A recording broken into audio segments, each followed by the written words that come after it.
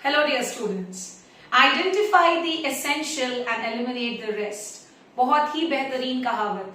ये पर्टिकुलर कहावत आपके एग्जाम में भी लागू होना चाहिए और साथ ही साथ आपकी डे टू डे लाइफ में भी. बीइंग स्टूडेंट्स आप सभी के लिए भी एसेंशियल क्या है? आपका पढ़ना और बाकी चीजों से दूर रहना. कभी कभार कर भी लेना चल जाएगा. तो ध्यान रखिएगा, आइडेंटिफाई द एसेंशियल यानी कि पढ़ाई को आइडेंटिफाई कीजिए, उससे प्यार कीजिए एंड एलिमिनेट द रेस्ट. बाकी चीजों से दूर रहिए सो दैट आप जिंदगी में कुछ कर पाएं और जल्द से जल्द आप सभी के पास एक न एक नौकरी हो हाथ में. With this very positive quote, let us start our today's MCQ session. आइए शुरू करते हैं पहले MCQ के साथ. क्वेश्चन में है mufflers in tractor is provided to control. यानी ट्रैक्टर्स में मफलर्स क्यों दिया जाता है, किस चीज के कंट्रोल के लिए प्रोवाइड किया जाता है? पहला ऑप्शन है नॉइज, दूसरा ऑप्शन है वाइब्रेशन, तीसरा ऑप्शन है emission and the last option is none of the above. तो बहुत ही नया क्वेश्चन मैं कहूंगी. आई डोंट थिंक कि आपको इससे पहले कभी ये वाला पर्टिकुलर क्वेश्चन किसी भी एग्जाम में नजर आया होगा. So stay with this question को नोट डाउन कीजिए, याद कर लीजिए. आपको आंसर बता दूं that mufflers in tractor controls emissions. Controls what? So it controls emissions. I hope आप सभी को ये पर्टिकुलर आंसर क्लियर हो गया होगा कि मफलर्स का काम क्या होता है ट्रैक्टर्स में, टू कंट्रोल एमिशंस. इसके बाद हम आ जाते हैं सेकंड नंबर के ऑप्शन में. क्वेश्चन में है for land grading equipment used is.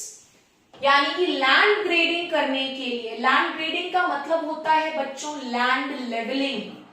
Land levelling यानी लैंड जो कि नॉन यूनिफॉर्म है, जहां चीजें ऊपर नीचे हैं, टोपोग्राफी अनइवन है, ऐसे लैंड्स को यूनिफॉर्म बनाना या तो कहलाता है लैंड लेवलिंग और it is also known as land grading.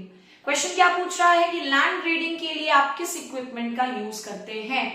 पहला ऑप्शन है स्क्रेपर, दूसरा ऑप्शन है कंबाइन, तीसरा ऑप्शन है ओल पैड थ्रेशर और last option is none of the above. So the answer will B scraper. सबसे पहली चीज हमने क्या सीखी कि मफलर्स जो ट्रैक्टर्स में दिए जाते हैं वो एमिशंस को कंट्रोल करते हैं. नेक्स्ट क्वेश्चन में हमने सीखा कि लैंड लेवलिंग या लैंड ग्रेडिंग का मतलब होता है लैंड को यूनिफॉर्म बनाना, एक नॉन यूनिफॉर्म लैंड को यूनिफॉर्म लैंड में चेंज करना. This process is known as land levelling, also known as land grading. और लैंड ग्रेडिंग के लिए जिस इक्विपमेंट का यूज किया जाता है that is what? So that is known as scraper. I hope आप सभी को ये चीज क्लियर हो गई है. नेक्स्ट क्वेश्चन पर आ जाते हैं. आइए थर्ड नंबर के क्वेश्चन को देखते हैं, इसमें क्या पूछा जा रहा है. थर्ड नंबर के क्वेश्चन में है calibration of seed drill refers to. तो मैंने एक क्लास यूट्यूब का session calibration of seed drill का न्यूमेरिकल पर भी डिस्कस किया है. जरूर उस वीडियो को चेकआउट कीजिएगा because that is very important for all the exams. Question है कि कैलिब्रेशन ऑफ सीड ड्रिल से आप क्या समझते हैं? Row to row spacing, plant to plant spacing, correct seed rate maintain करना या नन ऑफ द अबव. तो बच्चों कैलिब्रेशन ऑफ सीड ड्रिल का मतलब है correct seed rate. Correct seed rate refers to what?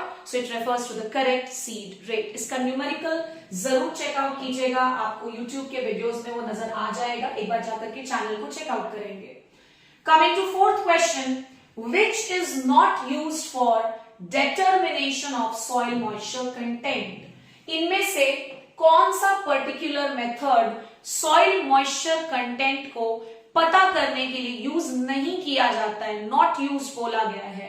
पहला ऑप्शन है tensiometer, next option is current meter, तीसरा ऑप्शन है electrical resistance method and the last option is all of the above. So let me tell you the answer that current meter जो है ये soil moisture estimation का तरीका नहीं है. Discharge calculation जब आप पढ़ोगे वाटर मैनेजमेंट में या एग्रीकल्चरल इंजीनियरिंग में तो वहां पर आपको करंट मीटर मेथड जरूर देखने को मिलेगा. आई होप आप सभी को ये पर्टिकुलर क्वेश्चन भी क्लियर हो गया है. कमिंग टू फिफ्थ नंबर का क्वेश्चन, आइए देखते हैं इसमें क्या पूछा गया है. फिफ्थ नंबर के क्वेश्चन में है Tocklai tea research station is at. Tocklai tea research station कहां पर है? पहला ऑप्शन है जोरहाट, दूसरा ऑप्शन है ऊटी, तीसरा option is Valparai. Valparai is a place in Tamil Nadu and the last option is Palampur. So let me tell you the answer that Toklai Tea Research Station is situated at Jorhat. I hope आप सभी को answer याद रहेगा. इसके बाद आ जाते हैं सिक्स नंबर के क्वेश्चन पर. 6 नंबर के क्वेश्चन में पूछा जा रहा है finest grade of cinnamon is. दिए गए ऑप्शंस में से सबसे बेस्ट ग्रेड कौन सा होता है सिनामन का।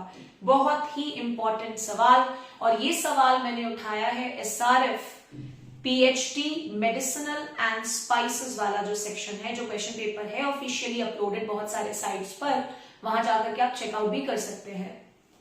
सो फाइनेस्ट ग्रेड ऑफ सिनामन क्या है बच्चों? क्विल, चिप्स, फेदरिंग्स या none of the above. So answer will be quill, यानी कि सिनामन का जो सबसे बेहतरीन ग्रेड है उसका नाम क्या है बच्चों? क्विल। आई होप आप सभी बच्चे ग्रेडिंग का मतलब जानते हैं। जब आप चीजों को उसके क्वालिटी के आधार पर, उसके साइज के आधार पर अलग अलग कैटेगरीज में बांट देते हो, तो इस कैटेगरी में डिवाइड करने के प्रोसेस को we call it as grading. और सिनामन का सबसे बेस्ट ग्रेड क्या है? तो वो है क्विल। इसके बाद coming to the next question, again वो सेम क्वेश्चन रिपीट हो गया है। चलिए नेक्स्ट क्वेश्चन पर आ जाते हैं।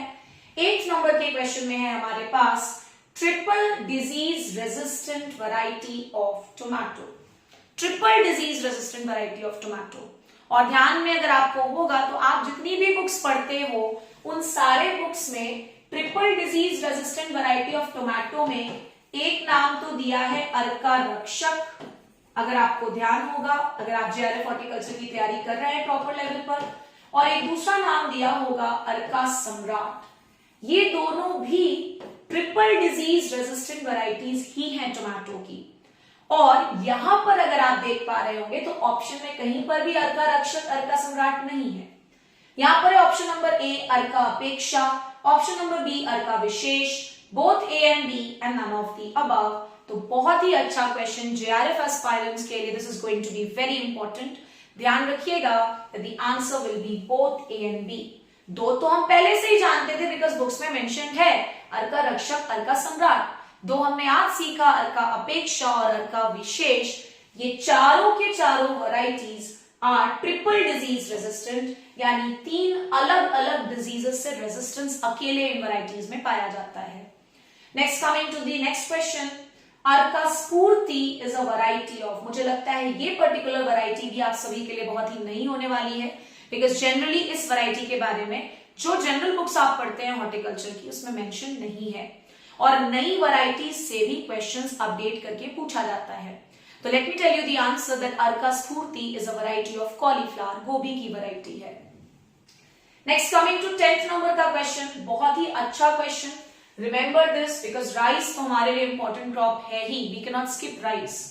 क्वेश्चन में पूछा जा रहा है DRR धान 53 इज रेजिस्टेंट टू। जो DRR धान 53 है ये दिए गए ऑप्शंस में से किस डिजीज से रेजिस्टेंट है? तो आंसर आपको बता दूं, it is resistant to BLB। और आप सभी के लिए एक बहुत ही इंपॉर्टेंट असाइनमेंट और होमवर्क, कमेंट करके, मैसेज करके मुझे जरूर बताइए। बताना ये है कि DRR धान 53 को BLB से रेजिस्टेंट बनाने के लिए इस DRR धान 53 में कौन कौन से जीन्स डाले गए? ये क्वेश्चन आप सभी के लिए है। हो सकता है अपकमिंग एग्जाम्स में आपको ये क्वेश्चन नजर आए। आई होप आप सभी को आज की MCQ सेशन बहुत ही इंफॉर्मेटिव लगा होगा।